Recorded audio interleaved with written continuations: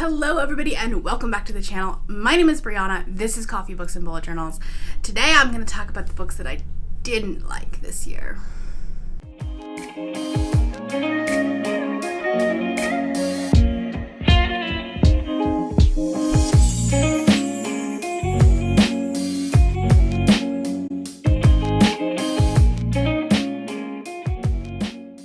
I read a lot of good books in 2020.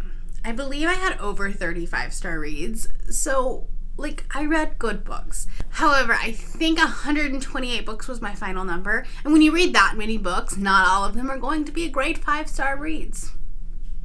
It's just not going to happen. So I'm going to talk about 10 of the books that I didn't like that much. Now, not all of them are bad. Some of them are just not books that worked for me. Either the writing style didn't work, the book didn't live up to the hype, something about the book was just meh, not for me. There is a book on here that was a 3-star read. I was just expecting so much more from it, so it's so disappointing. There were books on here that were on favorites list last year, and so I had all of this hype going into it, expecting it to be this amazing book, and I was just why did I miss something? Where's the disconnect here? That being said, obviously I don't have to put this disclaimer in, but I'm going to anyways.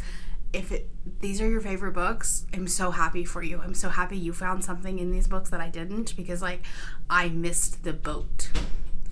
So it's not you, it's not the books, it's me. I struggled with this video because there has been so much drama about booktubers doing worst books of the year, at least whatever books I didn't like. I don't even know what I'm actually going to title this, but I think it is important as a reviewer that I discuss the books in a constructive way, things I didn't like about them. So without further ado, I'm going to talk about these. I'm not going to do a worst, least worst to worst. Is that a word? I don't know. I'm going to talk about them in the order that I read them. There are only a few of them on here that are objectively bad.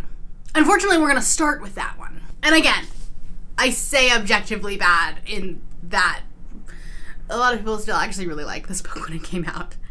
I, however, did not like at all. This was, if I was doing a ranked list, this would probably be at the top because I was so disappointed in this book. The Toll by Neil Shusterman. This book is 500 plus pages of nothing. Nothing happened in this book. We were introduced to new characters that didn't care about. We didn't meet the original 2 characters from Scythe. We didn't even get introduced to them until over 100 pages in. And then the character arcs were just so flat. The bad guy was a bad guy because he's a bad guy. And that's it. There was no depth to it. And this book really, really felt like it was just writing a book about Trump and how awful he is without giving any substance. And it was just so disappointing because Scythe and Thunderhead could have potentially, we were leading in the direction of this being one of my favorite series of all times. The concept is amazing. Thunderhead was so good. And then I read this, and I was expecting it to keep going. And the stakes just felt so much lower. And then there was some weird non-binary rap, and I'm not non-binary, so not own voices, but it just felt icky. It felt like we were just throwing in non-binary rap and making it cool, just to be cool. And it felt wrong. It felt like we were just ticking off boxes. I don't know. It was a choice. Also, I really enjoyed the fact, especially in Thunderhead, that we really kind of had a platonic friendship between Ronan and Citra. And then this one, 3/4 of the way into the book, we're just they spent the night together. And we were wait, what? Where did that come from? I wanted the platonic friendship. I don't need this romance. This book did not need a romance at all. And I'm done. I've talked about this for too long. Okay, the next book on this list is Sparrow by Mary Cecilia Jackson. This was a book, it was a YA contemporary about a prima ballerina, and I was actually really interested in this. This is one of my most anticipated books of the first quarter of 2020, and it was just written very weird. I could totally see why people will like this book, but for me, the writing style just did not work. I felt like it was very repetitive. We were going back and forth between two different POVs, and it was so it would be three chapters with one character, and then 3 chapters with another character, but in this happening simultaneously as the other ones.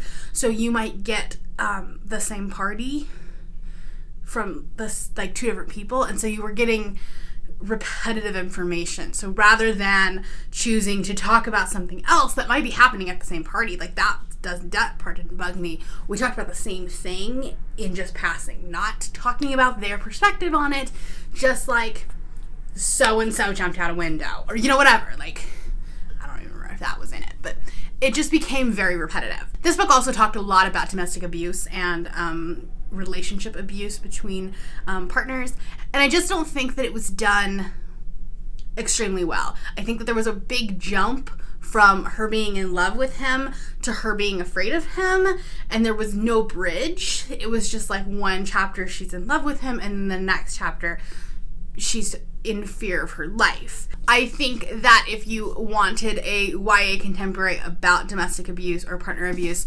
Bad Romance by Heather Demetrio does it way better. And again, not saying that this was a bad book. It's just the writing style didn't work for me. It did feel like it was a 30-plus-year-old woman writing a 16-year-old, which is easy to do. I mean, I'm writing a YA right now, so I understand the complexities there. I just don't think it was executed quite as well as it could have been. Then we move on to another book that was super, super disappointing, and it could have been so good. The Ballad of Songbirds and Snakes by Suzanne Collins. I do have an entire vlog reading this book. I tabbed and annotated it. This, I think, was my 3-star read. It wasn't horrible.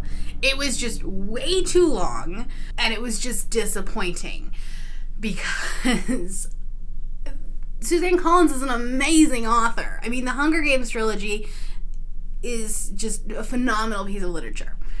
And I may have, set myself up for a disappointment because I did, binge read that trilogy prior to reading this. And it was so disappointing after reading this. Now, if you are someone who likes the world building and things like that, this is really interesting. Because especially the first part of the book talks about the games 64 years prior. So this is the 10th Hunger Games. When President Snow is a student, he becomes a mentor to a tribute. And the way that the games are depicted is just so different than they are in the 74th games. It's not a huge spectacle. There's not as much drama around it. It was just it was actually a battle. And it was interesting, but then we decided to make this whole story about Snow and how I don't know, it was if we were gonna go a villain origin story route, that would have been cool, but then we're also here, have a love interest, and it was too much. It was too much, and I didn't care because I don't like Snow. So this is disappointing, and that's pretty common on BookTube. I don't think I found anyone who loved this book. If you did, great. I did not. The next book is definitely All Me, because the actual book is amazing. If we would have had 400 more pages of it. And that is Upright Women Wanted by Sarah Gailey. The concept of this book is amazing. It is science fiction Western. And so we have these cowboys and cowgirls in the 22nd century, and they are traveling librarians, and they're basically trying to escape this religious war that's happening, and the librarians are lesbians or some sort of, they fall somewhere on the LGBTQ spectrum. I think one of them is non-binary, and like the representation is amazing. Don't get me wrong. But we have, like, this is such a complex, intricate world that, like, I need more than 100 pages of it. We don't explain why Provo, Utah is the, like, rebel outpost against a religious war, because that makes no sense. Like, Provo, Utah would be the start of the religious war. Just saying. And it was just such an interesting, like, why are they all on horses? Where did all the cars go? Like, they don't explain any of that, but they could have in a full-length novel. So had this been like a 500+ page book, 100% would probably have made my best books of the year, but as a novella, it just didn't work. But again, that is my preference because I don't like novellas. I don't like short books. I need to know all about the world. If you're someone who likes novellas, I'm 100% certain that book would work for you. All right, the next book that I want to talk about is Day 21 by Cass Morgan. I read this during the reading rush, and that may have, like, attributed to why I didn't like it, because I was trying to read it so fast. This is the second book in the 100 series, and this is the point where I had to kind of stop and, like, assess what I was doing with my life, essentially, but, like, how I felt about this series. I started the 100, and because I was going to try to do a vlog, basically reading it and then watching the show and trying to, like, talk about the differences. Then I realized that there was so much different between the show and the book that vlog, like, I scrapped that real quick because I didn't realize how different it was. These books are not the same at all. Like, the show is vastly different. It should just be, like, inspired by these books, not, like, based on, because it's not. Like, other than, like, the basic premise, none of it is the same. We have different characters. The books are way more white. But, like, there are characters in the books that are not even in the show. And then vice versa. There are characters in the show that are not in the books. So it essentially became just, like, why am I reading this? I ended up stopping. After that, I have not read the last two in the series because I scrapped the vlog. It's fine. I also didn't watch the last season of 100. So that's also probably a good thing that I scrapped the vlog. I was reading these books and semi-enjoying them because I liked the characters in the show. The characters in the show have so much more depth. When you separate those and you read the book for, like, its own merit, it just becomes about a bunch of angsty teenagers that don't know what the hell they're doing. And they are very two-dimensional. Because of that this one ends up on my list. It's an interesting premise. The concept of, like, sending people to the ground after a nuclear war to see if it's safe. Fascinating. But my enjoyment of the book is greatly reduced because of how much I enjoyed most of the show. That's another story. Okay, then in August, I read 2 books that are on this list. That wasn't a great month. I mean, it was a great reading month, but as far as, like, good books, maybe not so much. The first one is one of the objectively bad ones. I'm only going to hold it up for a second because it's going to get a really bad glare. Midnight Sun by Stephanie Meyer. This is 600-700 pages of just garbage. Okay, I also have a vlog about this one. I don't even know really what to say about this book, because I said it mostly in that one. But it did not need to be written. Let's just say that. Getting some of the history of the Cullens, some of the backstory of, like, you know, the historical aspect of them, that was cool. Finding out more about, like, Emmett. Emmett was a cool character. That was cool. That could have been a novella. We did not need Twilight from Edward's POV. Because, like, if we thought Edward was a creep in Twilight, being in his head is just even more terrifying. And the problem is that Stephanie Meyer really wrote herself into a corner, trying to do the same story. Because there's a lot of things that were wrong with Twilight. Just in general. Some of the cultural things that happen, some of the, like, girl on girl hate and stuff like this. because we were writing the same story, she couldn't change anything, so she had to justify it. And it just did not work, like, at all. I know Stephanie Meyer has talked about writing more books, like, that are spin-offs in this series, or doing more from Edward's POV. I'm done. I'm out. I'm done. Never doing that again. Okay, then this book was just a book that was so disappointing. It made so many people's best of the year lists in 2019 that I had so much hype for it. I don't think I had heard anyone talk, like, negatively about it. So when I did read it, I was so confused and, like, really thought that I missed something. However, once I did my wrap up and people were like, oh yeah, no, I felt the same way, I felt a little bit more justified. But that is The Turn of the Key by Ruth Ware. The characters make really dumb choices. Really dumb choices. And just... It didn't make... None of what happened in this book made sense, to the point that, like, I don't even know that I can explain it.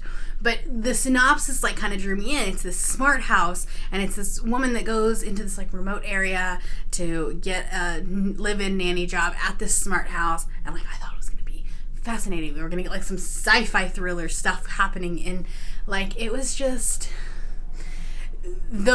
The plot twist is both simultaneously so predictable and so ridiculous at the same time, and I know that makes no sense. And the thing is I just think that Ruth Ware is just not the author for me, because I felt the same way about The Woman in Cabin 10, and I feel like I would probably feel the same way if I reread The Death of Mrs. Westaway, because I did, like, at the time give it 5 stars, but that was, like, when I was a baby booktuber and, like, didn't know what I was talking about and hadn't read a lot of thrillers. But now that I have read good thrillers, like, this is not one of them.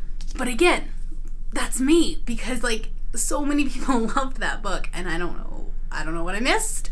I don't know why I didn't get it, but I didn't. Alright, my next book is my only middle grade on here. I read this as the group book for Vaultathon, which I was a co-host of, and that was Saving Lucas Biggs by Marissa de los Santos and David Teague. This is I don't know what genre it is, because it's a time travel book. So it starts out as a contemporary about this man who got sentenced to life in prison for arson, which... what? And she goes back in time, basically, to the point where, like, the judge is a boy, to try to, like, change his path so that the judge does not give her dad as harsh of a sentence. And, like, in theory, that's great. It was just not well executed. It was weird. The thing with middle grade that happens so often is, like, the 10-year-old kid goes off and does these things without adult supervision. And, like, this one actually had adult supervision. Not supervision. It had adults saying, oh, yeah, that's a good idea. Go ahead. And, like, what? I don't know. There was just so many things that just didn't make sense about this book that were just, like, convenient plot points. And I'll link the live show, because we definitely talked, like, more in depth about it and had more eloquent conversations than I am now. It's been a few months since I've read it, and I've kind of blocked it out of my mind. The last two I do not have physical copies of. The first one is a romance, and that is American Prince by Sierra Simone. Back in, I think, October, I was getting into this really weird reading slump, and so I just decided to start reading romance. And I wanted to reread American Queen, because I really liked that one the first time I read it, but it was way back in 2018. So I thought I would just continue on with the series. So I wanted to reread American Queen and then read the whole series. And I did. American Queen was 4.5 stars, and then I jumped right into American Prince, because American Queen leaves on a cliffhanger, and so American Prince just kind of picks up where he left off. And I should have known. Because a lot of people that I trust and respect their reviews loved American Queen and then really didn't like American Prince, and, like, neither did I. This book is a weird, like, power dynamic. It's not a spoiler, but she gets kidnapped, and then, like, after she's rescued, there's just, like, all of them need to go to therapy, but instead they, like, take out this, like, weird power dynamic of sex and, like, reenact the kidnapping scene, and, like, it was so cringe. It was so bad. I hated every minute of it. I completely removed myself from the story, and while listening to it, I was listening to it on audio, and it got to the point where, like, when the sex scenes were happening, my only thought was, yeah, she's definitely gonna have a UTI after that, because you cannot do that safely. Like, that's disgusting. And, like, if that's your thought during romance and during a smutty scene, it's not a good smutty scene. In my personal opinion. Again, some people might like it, but, like, this was not it for me. So cringe. So, it was disturbing. It felt gross. Okay, and the last one is the book that I read most recently. Gonna end on another one that would have made, like, a top 3 probably if I was ranking these, and that is Instant Karma by Marissa Meyer. This was her introduction into, like, contemporary light. It kind of still had a fantasy element to it. This girl gets this power to basically be able to, like, give people instant karma. Get it, title of the book. First off, she's not a likable character. That's fine. Like, you can have unlikable characters. But to the point where, like, she was just so judgy, so, it was too much. Let's just say that. There was definitely some ableist comments in there, and I did talk about this in my November wrap-up, but there was a conversation about, like, someone pulled into a handicap parking spot and then jumps out of the car, and she's like, he doesn't look disabled. Bad karma. Invisible disabilities exist. Maybe, like, that was like a paragraph that did not need to be in that book and could have dealt with some sensitivity readers.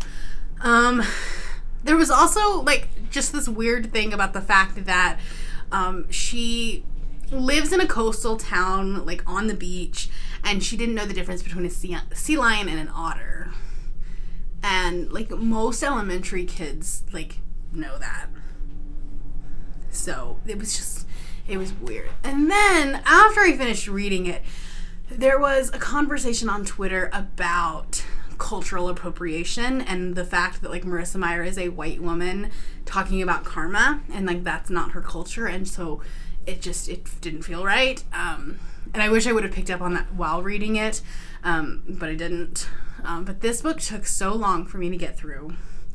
I didn't want to read it. It just, like, I kept putting it down, and it was just not a good time. So, sorry to end on such a sour note, but fortunately in the month of December, I read great things. So, that's where we are at. That's all I have for you today. Hopefully you will stick around until tomorrow, because that's when we're going to be talking about my favorite 2020 releases, and there's some definite new all-time favorites on that list. So stay tuned for that. And if you're new here and you have not yet subscribed, there's a little red button that you can do so down below the video, and all of the other links to my social media will be in the description below if you would like to be my friend on any other platform. Thank you all for watching, and I will see you next time. Bye. One night to find the answer. What makes this heart beat faster?